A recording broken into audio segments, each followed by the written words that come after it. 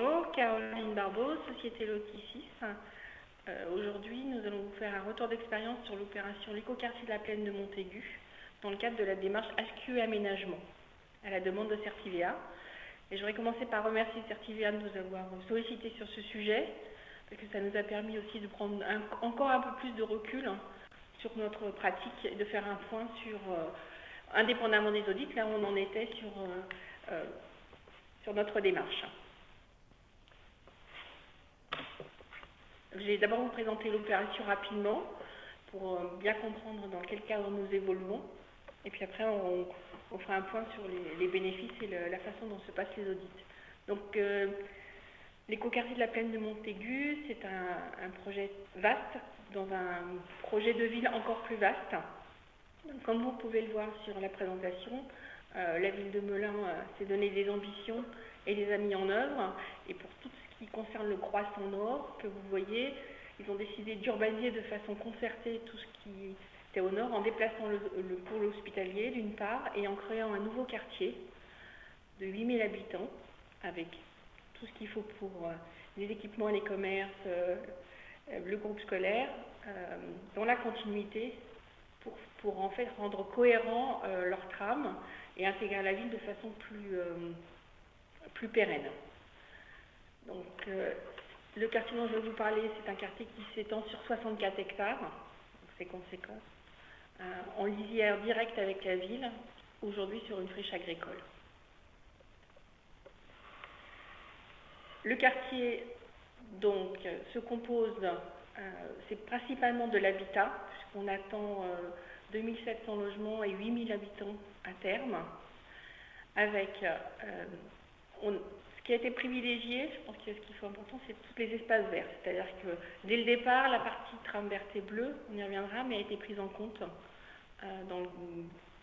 pour structurer le quartier dans une démarche à la fois de développement durable, mais aussi de qualité de vie. Donc c'est la première chose qui a été posée, c'est la trame verte et bleue que vous pouvez voir, qui est très fournie et qui est en relation avec l'ensemble des bois. La deuxième chose, c'est d'avoir un épannage des bâtiments du sud vers le nord, sachant que ça ne se voit pas bien à l'écran, mais Melun, c'est un territoire qui est entouré de territoires agricoles avec des villages, des petits villages, et qu'il n'était pas question de mettre frontalement au bord de ces petits villages des immeubles trop signifiants. Donc tout a été conçu dans cet esprit-là. Une place au centre du quartier qui permet de faire vivre le quartier.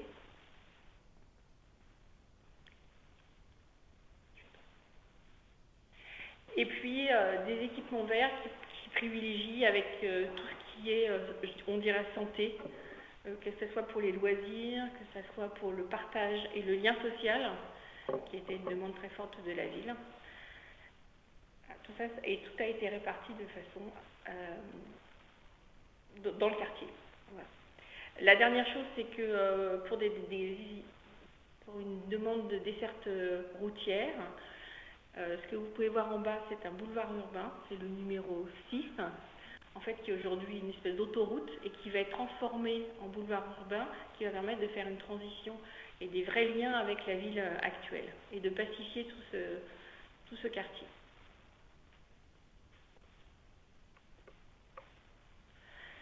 Donc, qui sommes-nous? La ville de Melun a confié l'opération à deux aménageurs qui travaillent de concert, donc le Crédit Agricole Immobilier, qui fait à la fois de l'aménagement et à la fois une grande expertise évidemment en promotion, et la société Lotissis, qui est un aménageur d'Île-de-France spécialisé dans le terrain à bâtir et la maison individuelle, et qui connaît bien les acteurs de cinéma. Donc nous nous sommes regroupés et nous avons constitué une équipe dont les partenaires principaux sont l'Atelier LD, tout ce qui est maîtrise d'œuvre urbaine, paysagère, architecturale, les ENR, aujourd'hui Visea, qui nous accompagne en AMO développement durable. D'ailleurs, j'aurais dû mettre la AMO développement durable avant la maîtrise d'œuvre urbaine, je vous expliquerai pourquoi. CUADD, qui nous a accompagnés tout au début sur la concertation avec les habitants. Et quelque chose de tout à fait nouveau, c'est la conciergerie. C'est un réseau national de conciergerie qui va nous aider en termes d'insertion sociale et en termes de lien social, en fait, à faire de ce quartier un véritable écoquartier.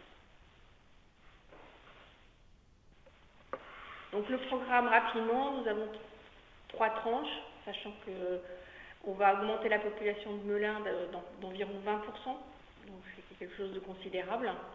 Donc comme je vous le disais, beaucoup de logements à la fois collectifs et intermédiaires, des maisons individuelles, qu'un objectif de la ville de Melun, c'est de favoriser l'accession à la propriété, qui est très faible dans cette ville, pour des raisons bien évidemment historiques.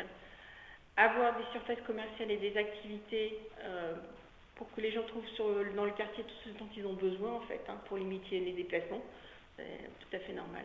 Et les équipements publics qui vont avec, que ce soit en termes de groupes scolaires ou d'équipements sportifs.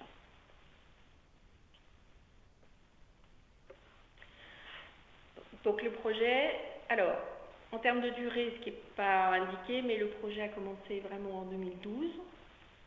Aujourd'hui, on est dans une phase de réflexion pour des raisons internes au sujet, et donc on devra avoir un projet qui s'étale jusqu'en 2026. Donc, alors, comment s'est pris en compte la démarche HQ Aménagement dans le déroulé du projet? En amont, c'est la ville qui, effectivement, avant de choisir son concessionnaire, avait mis en place une approche environnementale de l'urbanisme, qui a permis notamment de définir la trame verte et bleue, qui a été reprise, et bien évidemment une étude d'impact du dossier de création. Donc pour moi, ce sont des éléments qui sont fondamentaux dans la démarche HQ, parce que ça donne une base, en fait, qui permet de ne pas partir de rien, et d'être sûr que, voilà, à la fois le programme et à la fois les grands invariants de l'aménagement sont cohérents et s'intègrent bien dans l'approche globale de la ville. Là, c'est l'aménageur qui a proposé de mettre la démarche HQ Aménagement en place lors de la consultation. Et la première étape a été contractualiser la charte de développement durable conjointement avec la ville. Donc très rapidement, pour signifier à la ville que le développement durable et la démarche HQE, c'était fondamental, la charte de développement durable a été signée. Donc fin 2011. 2012, c'est l'année dans laquelle on a mis en place tous les outils et le système de management opérationnel. Et le premier audit s'est déroulé en janvier 2013. Donc depuis 2013, on a eu un audit tous les ans. Et aujourd'hui, on est dans une phase où à la fois on souhaite obtenir le label écoquartier, et à la fois on s'aperçoit, on va revenir dessus, que un projet comme de cette ampleur-là ne peut pas être fixé dans le temps. D'abord parce que la réglementation bouge, mais aussi parce que le projet en lui-même, parce que les acteurs, parce que l'environnement, tout bouge. Et qui donc, il y a un moment, il faut qu'on se repose, qu'on reparte de la charte de développement, qu'on revalide avec la ville et qu'on se dise où est-ce qu'on en est dans les grandes lignes, est-ce que c'est toujours bien ça qui est le plus important. Donc pour le label écoquartier, ça sera fait. La réflexion a commencé maintenant jusqu'en 2017 pour une mise en œuvre, c'est-à-dire pour rentrer dans la démarche écoquartier en 2017.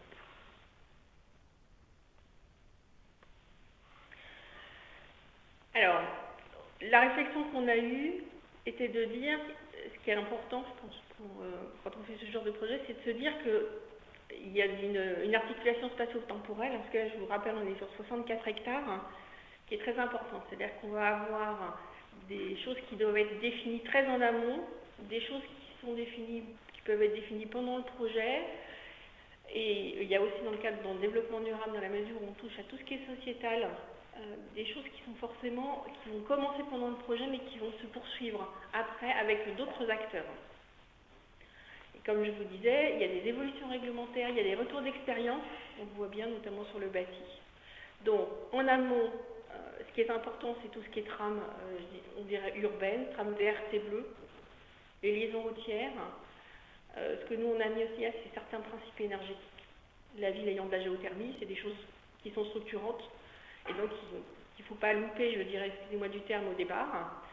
Après, et tout au long du projet, au-delà, il faut penser les aménagements qui vont être support des activités sociales et économiques, des activités qui n'existent pas forcément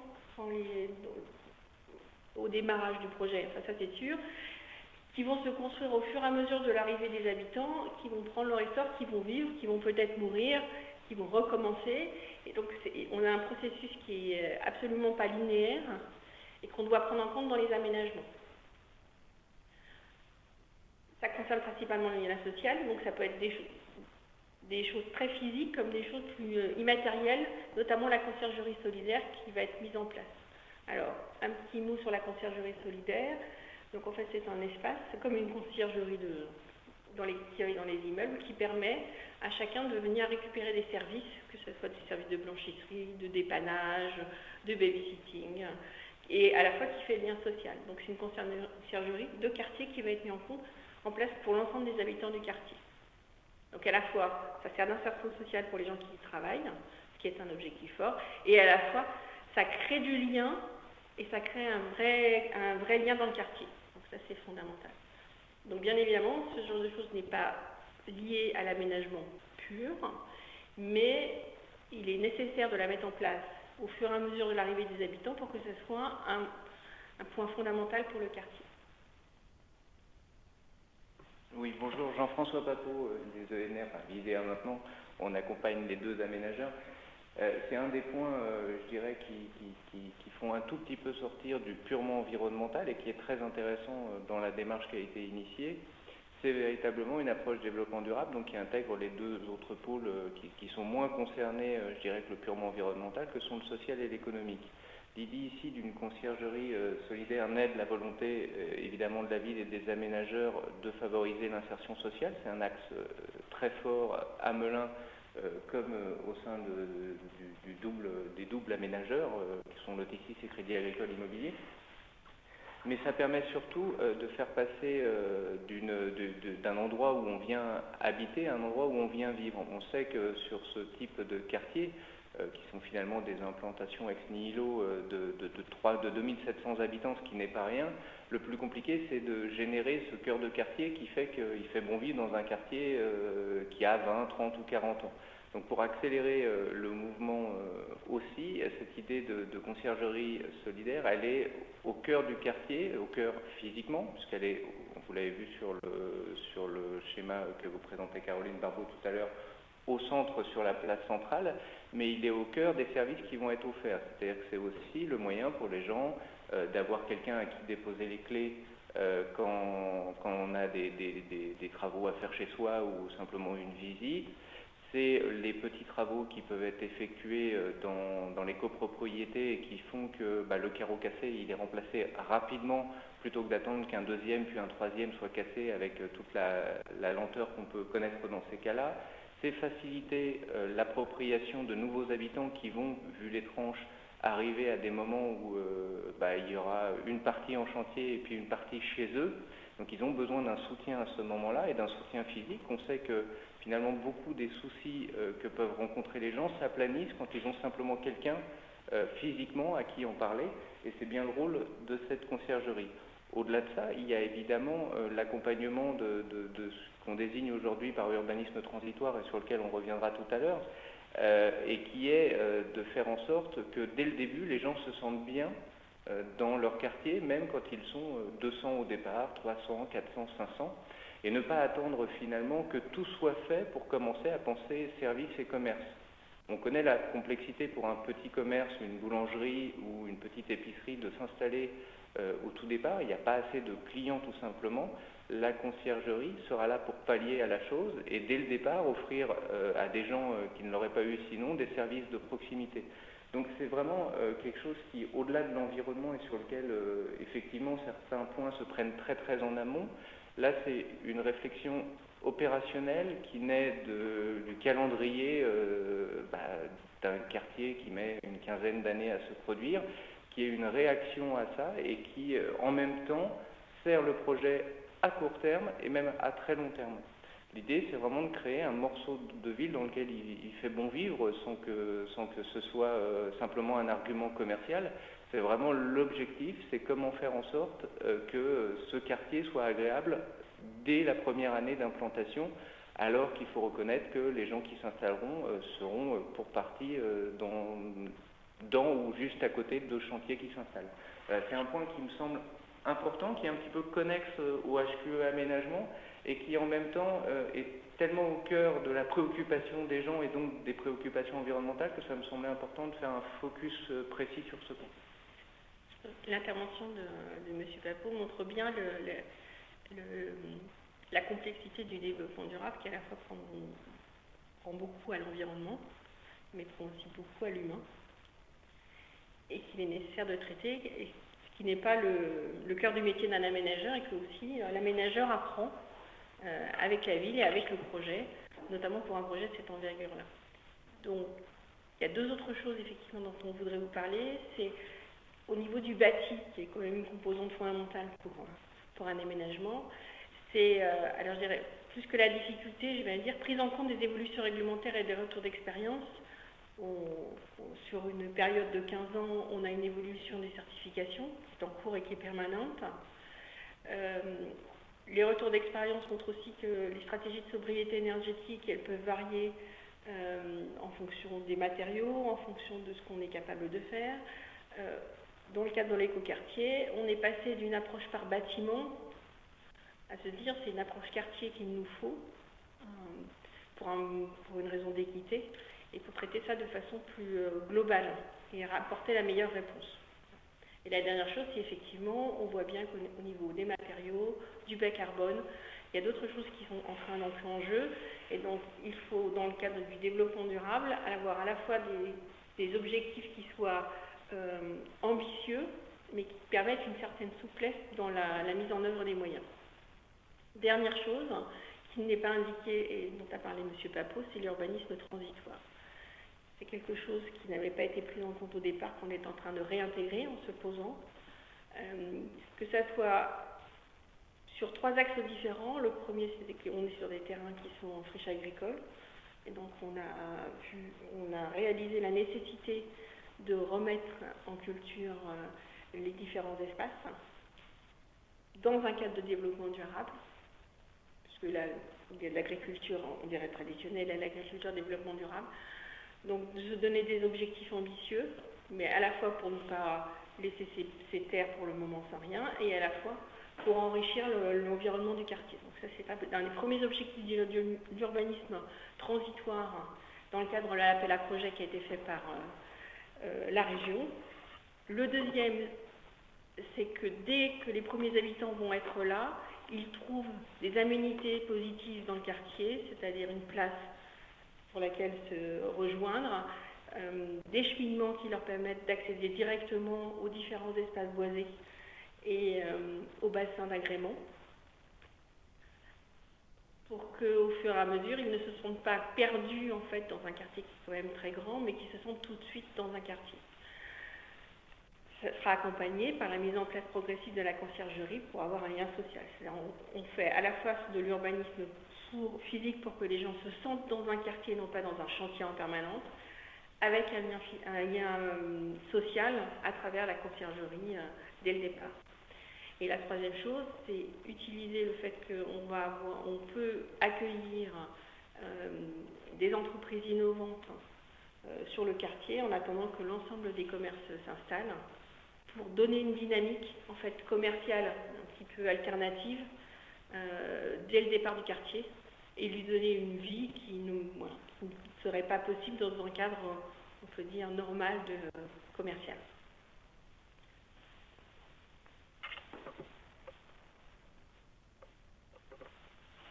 Alors, comme vous avez pu voir, je ne vous ai pas présenté vraiment dans les détails le projet. Pour nous, c'est pas le plus important. Le plus important, c'est comment on a utilisé la démarche HQE, ce que ça nous a apporté et ce qu'on en fait aujourd'hui. Alors, les points forts, mais je pense que ça, c'est valable pour tout le monde, c'est partager les mêmes objectifs et les actions avec l'ensemble des intervenants.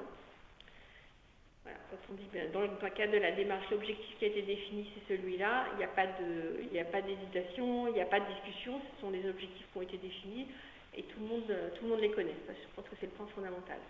Le deuxième point, c'est associer la collectivité à la démarche. Alors, c'est vrai qu'en plus, c'est une grande ville. mais c'est pas pour, qui est acculturé à la notion de développement durable, qui a mis en place un agenda 21, qui connaît bien ça. Néanmoins, dans le cadre d'une démarche de mise en place de quartier, il y a tout un accompagnement à faire pour que l'ensemble de la collectivité, que ce soit les élus, les services techniques, comprennent la démarche, y adhèrent et l'accompagnent, notamment sur la partie sociale, très clairement. La démarche HQE, elle est là aussi, et alors là c'est fondamental, parce qu'on va avoir un projet qui va faire pratiquement 13 ans, c'est de garantir le process dans le temps et la mise en œuvre des actions. Parce qu'on peut avoir des gens qui partent, qui arrivent.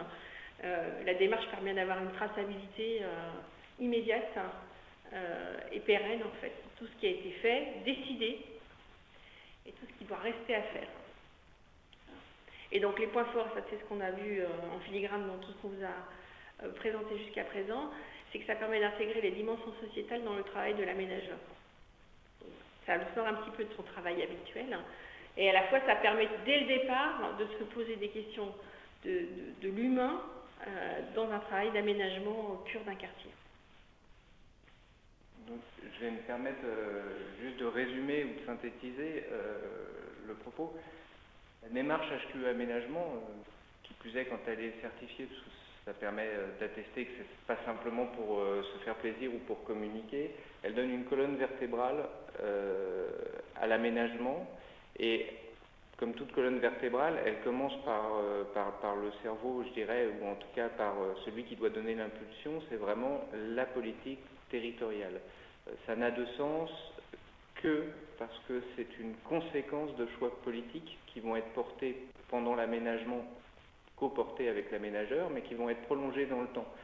Il n'y a pas de raison ou d'intérêt à faire une démarche qui ne soit pas derrière en corrélation avec ce qui se passera dans le quartier, dans sa vie, une fois que ni l'aménageur ni le promoteur ne seront plus là. Donc c'est bien cette notion d'avoir cette impulsion politique qui est un des éléments clés, facteur clé, succès de réussite d'un projet en développement durable, j'aurais tendance à dire en aménagement tout court, mais en développement durable encore plus, c'est véritablement ce portage politique et puis cette appropriation qui est tout aussi politique, même si ce n'est pas des élus qui le portent, de l'aménageur qui finalement le met au cœur de son ADN. Ça ne veut pas dire qu'il n'y a que le développement durable, d'ailleurs le développement durable a 4 piliers, donc tous sont un peu concernés, ça ne veut pas dire qu'il n'y a pas de limite et il n'y a plus de notion de charge foncière et le monde entier n'est constitué que de bisounours, ce n'est pas du tout le propos. C'est l'idée de mettre au cœur ces sujets, qui soient environnementaux, sociaux et économiques, et de le faire vivre tout au long du projet, mais pas simplement sur la bonne volonté d'un acteur qui pourrait rester 2, 3, 4 ans, mais bien de le mettre dans le process même de fabrication de la ville. Et c'est bien l'enjeu, et le fait de faire des audits assez régulièrement permet de temps en temps lever la tête du guidon et regarder et de se dire est-ce qu'on a avancé, est-ce qu'on est dans le bon sens en termes de développement durable, d'environnement, mais aussi de développement durable, et est-ce qu'on n'a pas oublié en route quelques-uns de nos objectifs, parce que tout simplement un aménageur, comme ensuite un promoteur, il a des milliers de contraintes. Tous les jours, il a des contraintes. Un aménageur, tous les jours, il doit concilier des choses presque inconciliables, comme des ambitions, des charges foncières, des recours, enfin, tout un tas de choses qui peuvent le freiner dans sa démarche. Et le processus HQE aménagement permet finalement au moins une fois par an, même si c'est un travail qui est beaucoup plus régulier que ça, mais de simplement prendre le temps de regarder ce en quoi on a progressé depuis un an, ce qui nous reste à faire. Est-ce qu'on ne s'est pas égaré à un moment dans une recherche d'objectifs? Est-ce qu'il ne faut pas revoir les objectifs aussi? On en reparlera. Il n'y a rien de pire que de définir des grands poncifs au départ initiaux et de jamais se reposer la question de savoir s'ils sont pertinents. Il est important d'avoir des grands objectifs, on en a parlé, c'est ceux qui structurent le quartier, c'est ceux qui sont portés par les élus. Mais le quartier évolue. En 15 ans, un territoire évolue.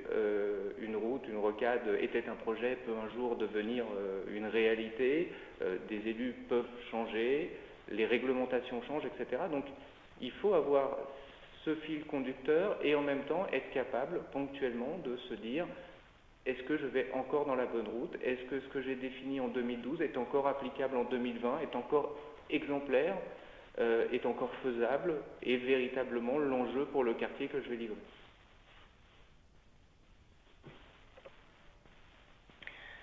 Alors, en termes de bénéfices, il y a les difficultés rencontrées et les solutions que nous avons apportées. Alors, la première difficulté que nous avons rencontrée, c'est le difficile équilibre entre les objectifs prioritaires de la ville, qui avait un objectif de reconstitution de l'offre de logement dans le cadre du PRU qui est tout proche du quartier, et le temps de la réflexion préalable. Donc, comme vous avez pu le voir, on a été très vite entre le moment où nous avons été nommés comme aménageurs et le moment où la charte de développement durable a été signée. Ça, c'était un signal fort en disant on s'inscrit bien dans la démarche HQ Aménagement. Et ça a très bien marché. Aujourd'hui, quand on regarde la charte d'objectifs, on s'aperçoit, comme dit M. Papot, on a quand même 41 objectifs. Très clairement, c'est trop. Il y a des choses qui doivent être, qui sont aujourd'hui rentrées dans l'ADN de l'ensemble d'une ville et d'un quartier qui ne devraient plus y être, parce que ce sont des choses, je dirais, a priori normales. Par contre, il faut se recentrer sur les objectifs vraiment prioritaires et se poser la question de savoir est-ce qu'on est toujours bien dans ce que souhaite la ville, dans ce qu'on veut être, dans ce que demande l'écoquartier, à la mesure où c'est des ambitions, donc il y a toute une remise à plat à faire. On ne va pas tout révolutionner, c'est pas ça. Hein, mais l'objectif, c'est de se dire, bon, les invariants au niveau du plan masse ont bien été pris en compte, ça reste prioritaire, mais c'est fait. Mais quel est vraiment maintenant sur quoi on se concentre? Donc je pense que là où on voyait une charte d'objectifs qui allait être intangible pendant 15 ans, on se dit aujourd'hui, clairement, non. La charte d'objectifs aussi, elle peut évoluer en fonction des circonstances, de l'environnement, de l'avancement du projet. Et ça, je pense que c'est quelque chose d'important qu'on ne voyait pas bien au départ. La deuxième difficulté, c'est un champ très large de développement durable, qui fait que là où vous aviez un AMO au mieux et un bureau d'études en maîtrise d'œuvre de conception urbaine et travaux, vous avez un certain nombre d'AMO spécialisés à gérer et de BET. Donc je pense que, alors, en soi, c'est pas une difficulté, mais ça nécessite une direction de projet renforcée. Parce qu'il faut que tous les gens se parlent, il faut que tous les gens suivent les mêmes objectifs et travaillent de concert. Donc là, effectivement, vous en aviez deux ou trois. Aujourd'hui, vous pouvez en avoir une bonne demi-douzaine qui vous concernent. Donc ça, c'est aussi très important.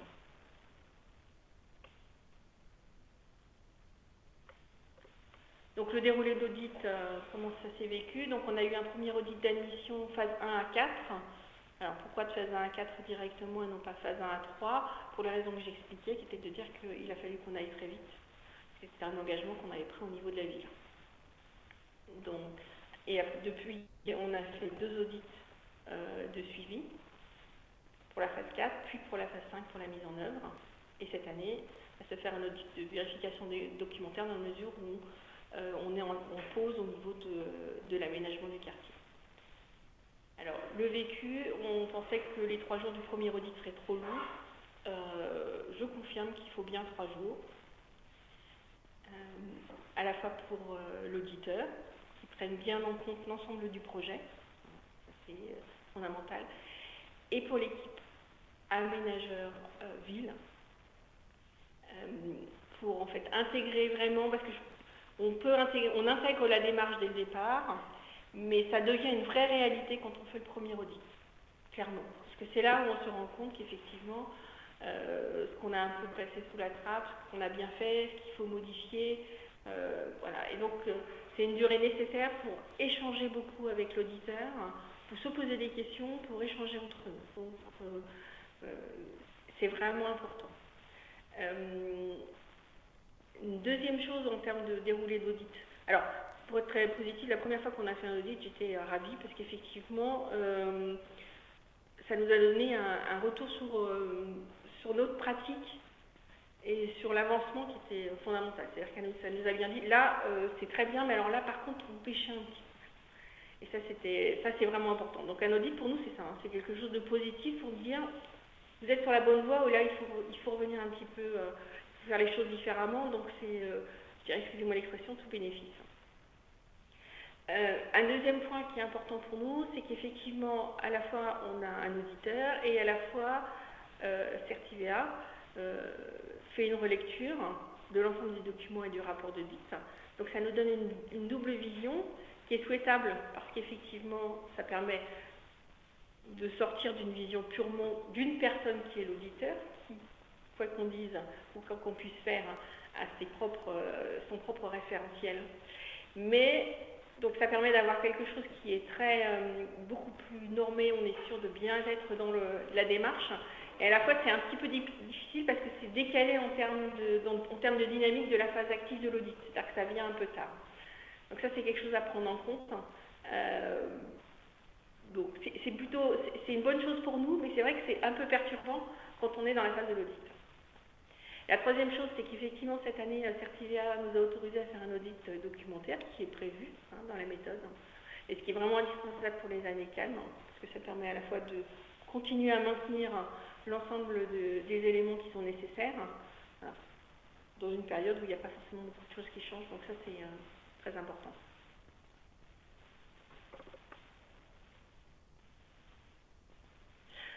Comme je disais, les points forts de la certification par l'audit, donc c'est l'intervention extérieure qui rappelle les règles et les engagements à tout le monde, et c'est le temps pour se poser ensemble. Je pense que c'est fondamental, et c'est vraiment, c'est bien que ça ne soit pas un audit, comment on appelle ça, un self-audit, comme il y a là, un autocontrôle. Là, dans le cas présent, c'est fondamental, parce qu'on a quand même des choses très compliquées, c'est fondamental d'avoir un audit externe.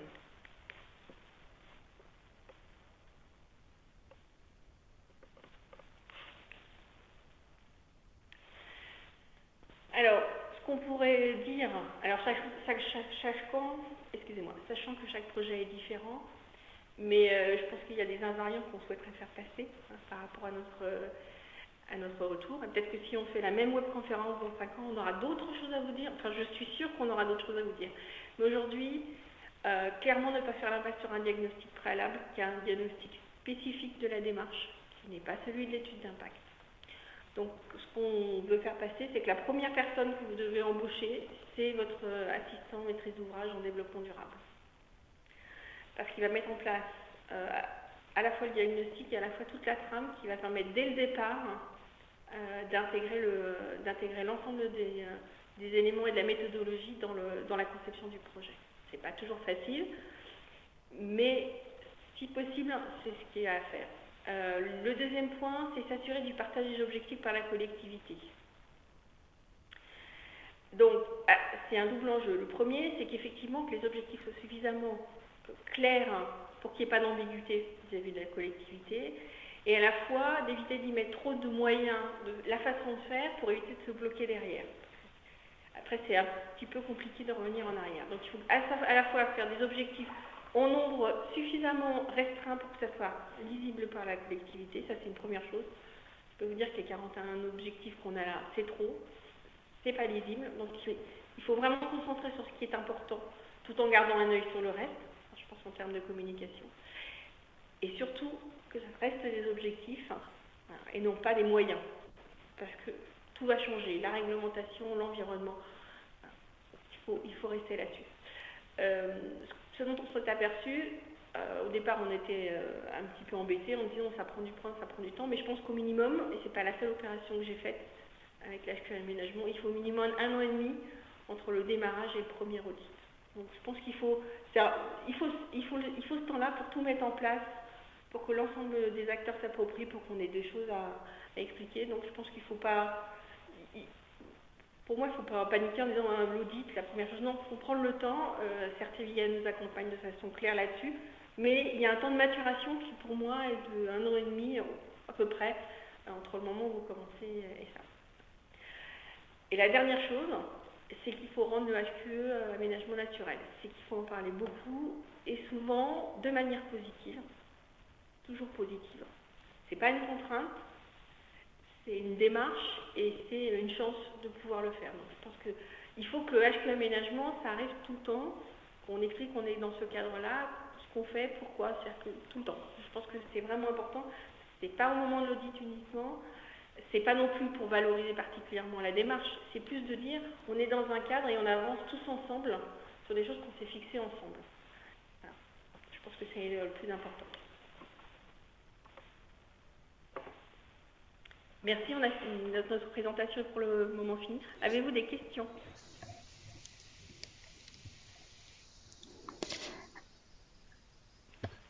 Je pensais pas avoir été aussi claire. Si, c'était très très très clair. Merci beaucoup. C'était vraiment très intéressant.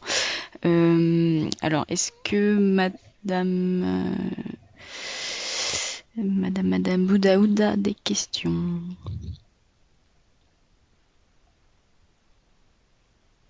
Non.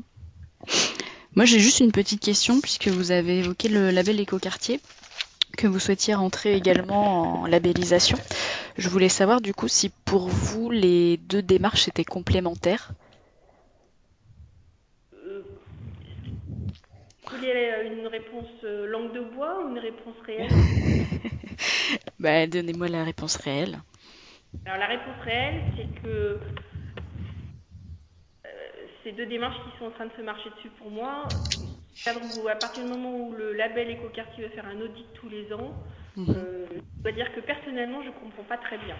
Parce qu'on n'est pas vraiment dans une démarche. Autant ça se compense. Moi, je le conçois tout à fait pour la démarche HQ Aménagement, parce qu'effectivement, c'est une démarche. Là, si on rajoute un audit tous les ans pour le label écoquartier, il y a quelque chose que je ne comprends pas très bien. Bon, c'est un peu épidermique, mais je préférerais, mais ça c'est quelque chose dont on m'avait déjà demandé, c'est qu'en fait, on arrive à avoir une démarche, qui aboutisse à un label, mais qu'on n'en ait pas, voilà, qu'il n'y ait pas confusion entre la démarche, qui pour moi reste la démarche HQE, qui traite bien à fond les sujets de développement durable. Donc, quand on regarde les 20 objectifs du label écoquartier ou les 17 thèmes de la démarche HQE, c'est la même chose. Donc, excusez-moi, ça va être beaucoup de papier. Je suis pas très claire, mais ça m'embête un peu. C'est-à-dire qu'on va faire ce qu'il faut pour le label écoquartier. On regrette juste un petit peu que le label écoquartier se soit mis sur la même, je dirais, même type de processus que la certification, parce que ça n'avait pas lieu d'être. Et du coup, l'entrée en labellisation, est-ce que ça vous sera facilité justement parce que vous avez déjà mis en place la démarche HQ Aménagement? Ah oui. Oui. On retrouve là je conçois ce que dit Caroline, c'est effectivement, on peut avoir cette impression de double audit parfois. Dans les faits, dans un cas, on manage le processus, on manage le management, et dans l'autre, on manage plutôt les résultantes. Donc en ça, ils sont complémentaires. D'ailleurs, c'est pas tout à fait par hasard si les 17 thèmes de l'un répondent aux 20 objectifs de l'autre. C'est quand même qu'il y a une certaine cohérence entre les deux méthodes, démarches, donc HQ Aménagement et le label écoquartier. Est-ce que ça va venir faciliter? Bien sûr, puisque c'est ce qu'on dit depuis le début, HQ Aménagement, c'est mettre le développement durable comme ADN du projet. Donc on peut espérer que finalement ça participe à obtenir des résultats. Rien n'est gravé dans le marbre. Je pense qu'on peut faire du HQ Aménagement et finalement avoir un process HQ Aménagement et finalement avoir des résultats qui ne soient pas à la hauteur des espérances du label écoquartier. C'est encore autre chose. C'est pour moi l'important d'avoir une démarche, un processus qui aujourd'hui sont séparés, où dans un cas, on va valider la manière de faire et dans l'autre, les résultats obtenus. Le regret qu'un aménageur et que tout acteur a face à un double audit qui finalement pour lui est un peu la même chose, mais en tout cas est un double temps à consacrer. Je pense que chacun comprendra que on préfère faire autre chose que de faire des audits dans l'absolu, même si c'est très intéressant dans un cas comme dans l'autre. Mais oui, pour répondre totalement à votre question, c'est pas nécessaire, mais enfin ça va être quand même pas mal d'avoir dès le départ avoir eu une béquille la fameuse colonne vertébrale dont je vous parlais, je pense qu'on peut être l'écoquartier aujourd'hui, et d'ailleurs les premiers écoquartiers n'étaient pas HQE aménagement de fait, parce qu'ils avaient été lancés en un temps où l'HQE aménagement n'existait pas, donc ça démontre qu'on peut être label écoquartier sans être HQE aménagement. Maintenant, est-ce qu'aujourd'hui il est crédible, intéressant de lancer un quartier dans ses premiers prémices sans passer par du HQE aménagement et viser néanmoins un label écoquartier? Ça me semble dommage de se priver de cette colonne vertébrale. Enfin, je serais un peu plus radical, je dirais qu'il faut quand même avoir une démarche très structurée que donne la démarche HQ aménagement si on veut aboutir à des résultats qui soient, dans le cas du label écoquartier, des résultats tangibles. Bon, voilà. Je pense que les résultats du label écoquartier à atteindre sont ambitieux. Et pour les atteindre, il faut une démarche structurée et la démarche HQE me semble tout à fait adaptée à ça. J'aurais dû commencer par là. Non, mais c'est très bien. Ok, merci pour ces réponses et ces éclaircissements. Toujours pas d'autres questions? Vous m'entendez? Oui, très bien. Oui, alors moi, ce que je voulais savoir, c'est, on a parlé du label d'écoquartier. Je voulais savoir aussi, est-ce que les logements sont aussi certifiés ou pas? Oui, alors, est-ce que la question de madame, c'est est-ce que les logements sont certifiés? Alors, je vais vous répondre à la fois, c'est une bonne question et c'est la question fondamentale de la certification, c'est à quoi ça sert et quelle certification. Donc aujourd'hui, dans le cadre de l'écoquartier, effectivement, l'ensemble des bâtiments collectifs doivent suivre la certification habitat et environnement. Et maintenant, NF Habitat HQE, puisqu'effectivement, ça a changé de... illustre les modifications. Voilà, ça illustre bien le fait que les certifications évoluent et que donc, il faut aussi suivre ça. Mais effectivement, je dirais que la bonne question que vous posez, c'est est-ce que le HQE s'arrête à l'aménagement pur ou est-ce que ça va juste à la partie logement? Très clairement, on rentre dans la partie logement. Par la certification, pour s'assurer qu'effectivement, les bâtiments qui sont construits et les logements qui vont être livrés sont aussi dans une démarche de développement durable, de qualité de vie. Et la certification des bâtiments est la meilleure façon de le faire. Donc ça va être certifié. Pardon? Donc ça va être certifié, c'est ça? Oui, absolument, oui. C'est dans les prescriptions. Les prescriptions de développement durable pour les constructions, c'est d'avoir la certification. Donc, NF... Habitat HQE. Je pense que la première réponse de Caroline était bonne aussi. C'est pourquoi faire. La certification, c'est un moyen. C'est pas une finalité en soi, et je pense qu'il faut jamais oublier cet élément-là. Je pense qu'on peut faire des très bons logements qui ne seraient pas certifiés. C'est un moyen d'attester finalement qu'on a pris en compte un certain nombre d'intangibles qu'on a définis à l'échelle urbaine et qui permet aussi de répondre à quelque chose de très trivial, qui est le suivi de ces prescriptions. Parce que quand on est à l'échelle de 2700 logements, il est évident qu'il est facile de définir des grands objectifs pour chacun des logements, et il est par contre très coûteux de vérifier que tout ça a bien été pris en compte. En ce sens, la certification est une réponse qui permet de garantir, par une tierce personne qui plus est, qu'un certain nombre de prescriptions ont été prises en compte. Est-ce que ça suffit? Non. Est-ce que c'est nécessaire? Non, c'est une réponse adaptée au contexte. Dans ce sens, les logements seront certifiés NF Habitat HQE. Il existe d'autres quartiers où il n'y a pas de certification. Les certifications ne sont pas ni l'alpha et l'oméga du développement durable. C'est encore une fois un moyen.